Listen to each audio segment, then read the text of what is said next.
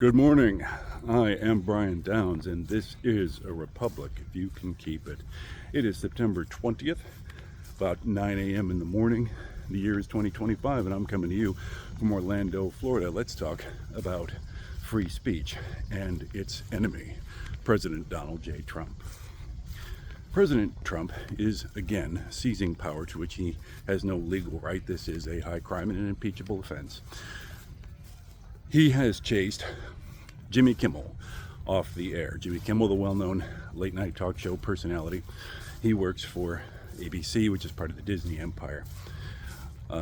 President Trump does not like what Jimmy Kimmel has to say about things, and has seized on the excuse that Jimmy Kimmel recently made a reference to Charlie Kirk, who, as you all know, was recently murdered.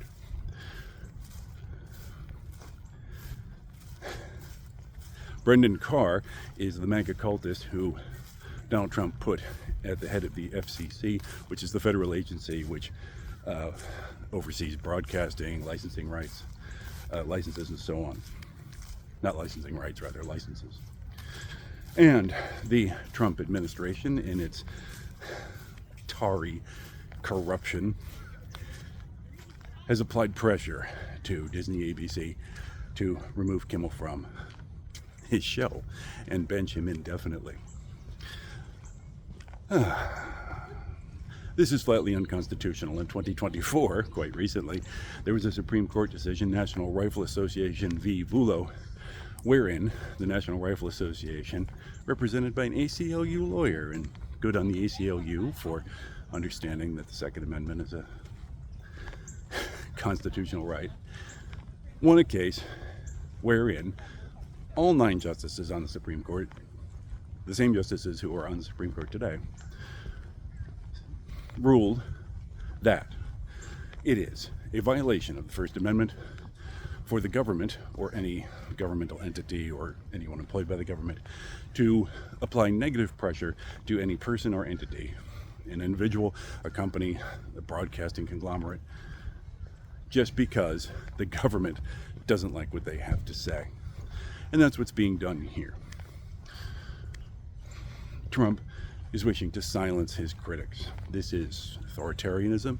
This is the playbook of Mao and Stalin and Hitler and all the usual suspects. It is shocking. It is appalling. It is an impeachable offense. Yet another on the pile.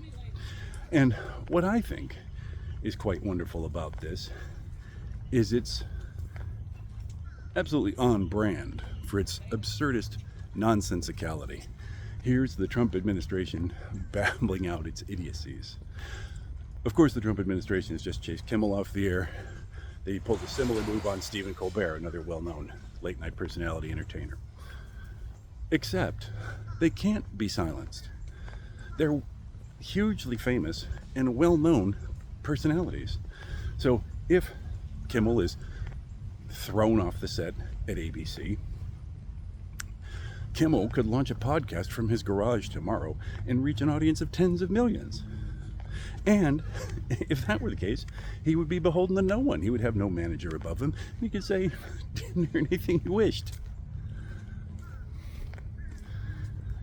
So instead of silencing dissent, what the Trump administration has succeeded in doing is focusing attention on its grotesque corruption and anti-Americanism, un-American attempts to silence our most critical and our most valued right, the right to free expression.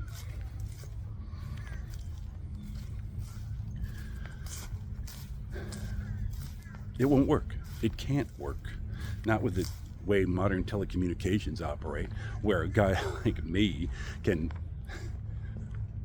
publish videos available to a global audience at a click of a button. Someone obviously much more famous than myself, like Jimmy Kimmel, could do that very successfully. It's a joke. They cannot silence anyone. They can only blacken their own names with their ham-handed attempts to throttle freedom and free expression. We, the Americans, cannot tolerate this. We, the Americans, stand up and say no. Now that said, of course, many people are blasting Disney and ABC for bending the knee, for caving into Trump, people canceling their subscriptions and so on. I say, don't be too hasty.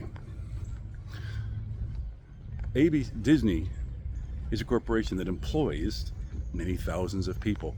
They have an annual budget measured in the many hundreds of millions. People depend on them. They have a fiduciary duty to provide shareholder value. So when they find themselves in a situation where the corrupt authoritarians who are besmirching the reputation and the function of the Oval Office come along and say, you will do as we say, or we will start yanking your broadcast license, we will attack your affiliate organizations, we will destroy your ability to function. That's a very difficult decision to make. And it might be that Disney said, well, let's take Kimmel off the air temporarily because, by the way, Donald Trump is in a flame-out death spiral. His brain is rotting in real time on television. His administration is hugely unpopular. He can't last. We'll just play out the clock. Perhaps that was the strategy. But in any case, I do not wish to drop a hammer on Disney for doing what it takes to survive, because Disney, by the way, is teetering on the edge of catastrophe and has been for years. Idiotic mismanagement, creative failure after creative failure, has put Disney in a place where they may very well die. Park attendance is down.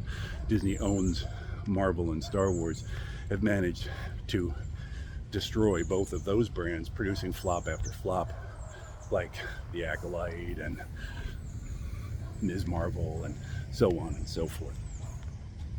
Disney is not the immortal giant a lot of people think it is. Disney is dying and can't possibly survive an attack by the President of the United States.